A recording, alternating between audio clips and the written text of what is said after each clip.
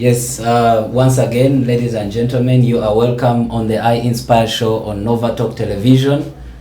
We are here to inspire the young people through sharing people's journeys, people's stories, where they come from, how far they have gone to be the people they are. Ladies and gentlemen, wherever you're watching from, today we are having a special guest, one of the biggest music brands in Uganda. That is none other than Ykee Benda, the boy so tender, first on every girl's agenda. Ykee Benda, you are welcome on the I Inspire show. Thank you. I'm very happy to be here. How are you guys doing? Good morning, good evening, and welcome from wherever you are. Yeah, man, live and direct, boy so tender there. So. Ykee Benda, where do you come from? Where were you born? I was born in Zambia hospital, for example. That's where the hospital is, in Zambia hospital. My family comes from Uganda. And yes. You're from Western Uganda? It's a bit obvious. It's not. I look like I have a big nose. I think it is a bit obvious. Okay. But yeah, I'm from Tungamo, that side. But I was born in Kampala and raised Where here. Exactly in Tungamo? That's your family? I am not very certain with, because I was born here. But my family comes from Tungamo. Okay. Yes. But I've never really had a village that side, okay, to be honest. So it is the other generation, not the one before my father. Okay. Yeah. So your family is here? It's in Kampala. My mother is from Benda Chakatebe, Murukola. We call it Murukola. Then my father, he grew up in Kawempe, Tula. Oh, so you're also a boy from the Kawempe Republic? I am a boy from Kireka. But my father is from Kawempe, so he's the boy from Kawempe. You didn't grow up from Kawempe? No. Oh, you built in Kireka and that's why you grew up from. So how do you come to be born in Zambia? That's the hospital. Oh. What was your family background like when you were born, when you grew up? We grew up in Kireka, a place called Kamuribi. Family of 8 kids. I'm the 7th. Oh. Very extended family. My father raised most of my relatives from both my father's side and my mother's side. One of those few people who came to Kampala first. So they always came and grew up there. My cousins were all raised by my father. So it was very extended, the home. Not rich, not just someone who could afford a meal, at least a meal a day, 1 meal at least 2, maybe lunch and supper. Breakfast was so hard. It was hard. But yeah, my father is an educationist. He loves education, so he was very big on making sure all of us went to school, even when he was out of work, which was almost all my my school life. The last 3 kids, my father was not working by then. So retired or? No, out of work, that's all. Yeah, he had lost a job. So for a while we were just being supported by the people he supported back in the days. So for me, going through school, it was relatives, friends, and himself sometimes. Yeah. So as we got older, he got broker. But he was very big on education. We could go to school without, what are those things called, grab. But as long as you're at school, he doesn't buy a set, what's it called, mathematical set? Mathematical set. Twice. No, he buys one in senior 1, you should have it up to senior 6. Oh. So that was it. He buys books, buys 1 book for the entire year. You know, there's first term and second term, third, but you have to use one. You have to use one book throughout. If you lose it, you will find a way to buy your own book. So friends used to give us books at school. So as long as I've paid your school fees, the rest you can find your way. Where do you go for your primary education? I went to Shimoni up to senior, up to P6. P6. And then they took me to boarding school, Kamuli Primary School, which was near home. Yeah, that's where I finished my P7. Yeah. How was the primary life like? Wasn't it challenging? The fact that other kids are having pocket money, they are having grabs, they are having. I remember those days. And you don't have. I remember those days. God bless me with one thing. I must speak for myself. I don't know about my brothers and sisters. For me, I'm a guy who just fits in with everybody. I would be around rich kids and you'd think I'm actually one of them. For me, I'm like water. I find my own path. Find your way. Yeah. So,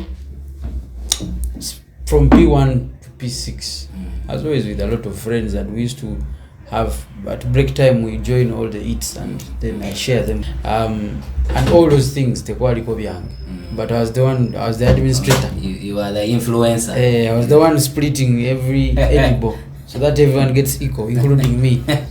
So life was like that. Going home, we were neighbors who used to go to the same school, so their father used to drop us. Yeah, so my father was a hustler. Yeah, he did his best, and I'm forever grateful. Yeah. How did you perform your P7? I got 9. You got 9. Wow, that was good. I should have done better. I was very smart, but I was very stubborn. I think I could have gotten 4 if I was serious, like all those kids that were with me. The kids were very serious, and for me, I never used to go to class, but God punished me like that. So, during that time, had you found a talent in yourself of singing? No. That time I was just a football player, just for fun. I was thinking about being an engineer, being a pilot, those funny things when you're a kid. Yeah. Okay. So, you now joined secondary. Where did you go for secondary? I went to Ndeji Secondary School, Senior 1 up to Senior 3. I finished my Senior 4 at St. Lawrence, Sunday. After performing well there, I got 20 points out of 8. My dad is like, now this is the school that will manage you, your stubbornness. If you have improved like this. Ndeji I was losing myself. So he took me back for Senior 5 there. I did Senior 5, I got 21 points. 21 points. That was good. Out of so 25. Before we get to Senior 5 now, Senior 4, did you also go on to be the distributor of there Senior 4 it was different a bit. My brothers had gotten some jobs, so I could get some pocket money, survive. I'm a guy who is a very small circle guy, so I always had those 1-2 friends that we used to put our money together and see a way to survive. So yeah, but Senior 4 rather, because that's when I went to St. Lawrence. That's when Mowzey Radio came on the scene. That's when I discovered I wanted to do music. Oh, so it is Mowzey Radio that inspired you to... If it wasn't for Mowzey Radio, I had no business becoming a musician. Really? No chance. Oh, yeah. That's so great. It's a very big part of my life, especially after 2008. Everything I started thinking about, how to want to live, where I want to go, was built on Mowzey Radio. So what did you see in Mowzey Radio that inspired you to sing? I know this will sound funny, but for me, I never really cared for Ugandan music before. I was just a guy who just living my life, you understand? And I know there are many people who don't even know Ykee Benda today, but they're in Uganda. They just don't care about music, which is okay. So I was like that.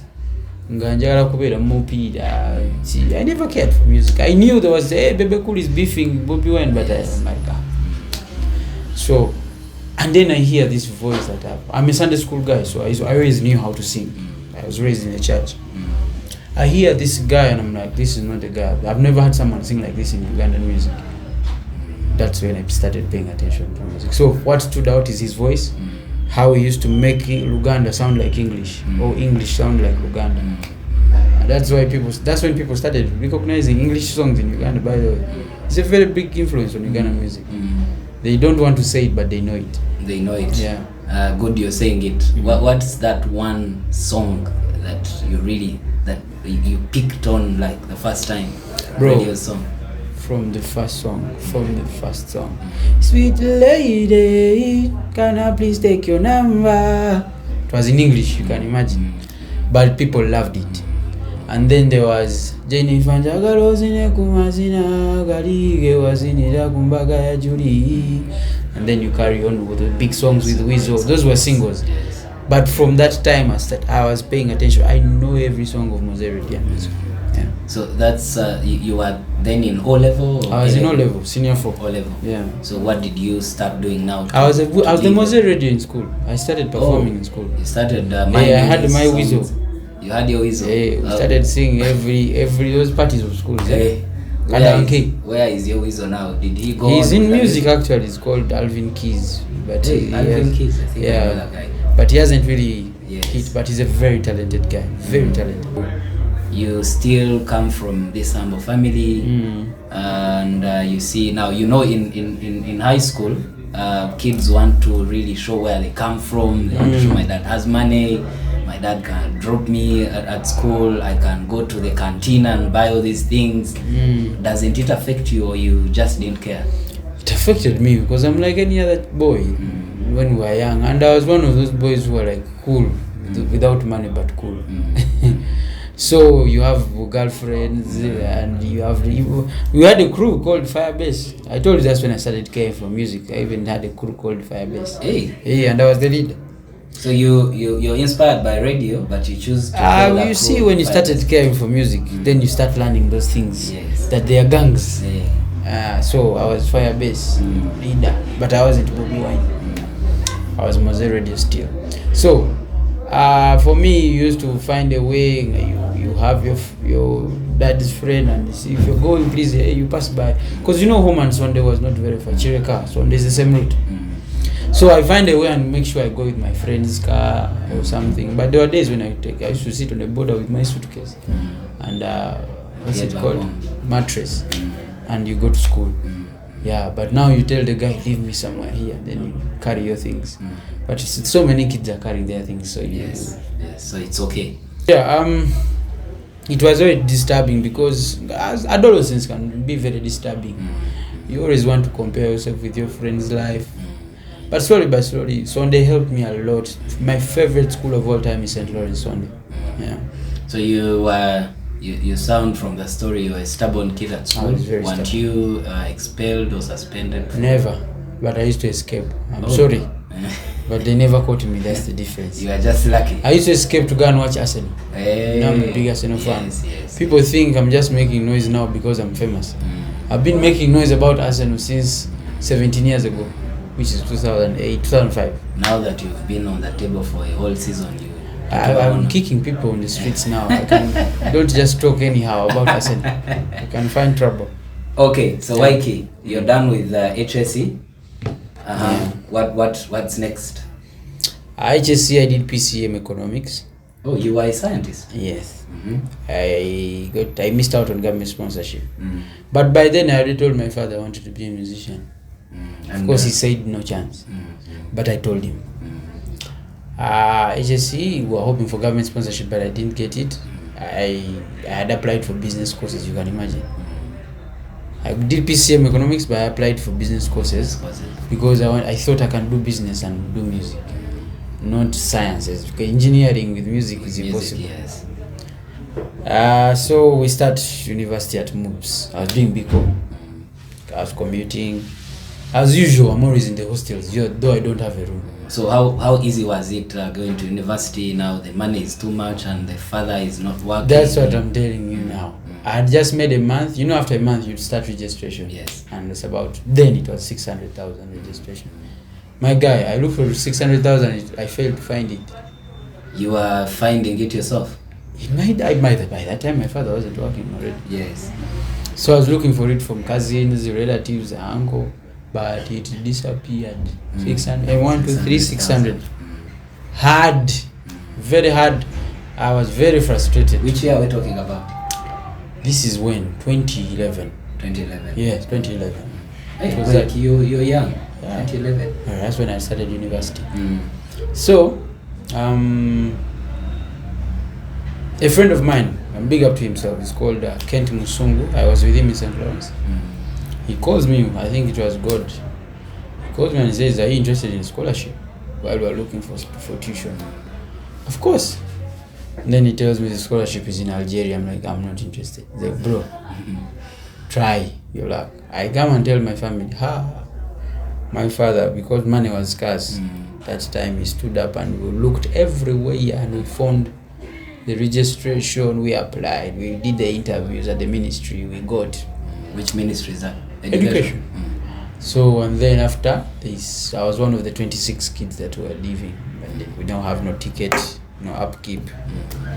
Again, people collected money. And the entire clan was was reached out to, I think, and we got the money thanks to God.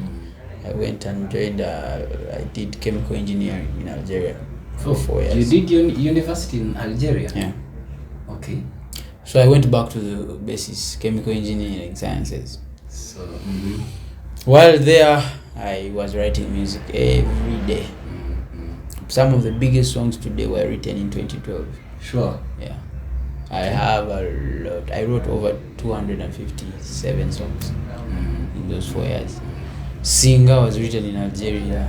Kampala was written in Algeria. Farmer was written in Algeria. Wow. Way back. But you see, God's timing is always perfect. 4 years later,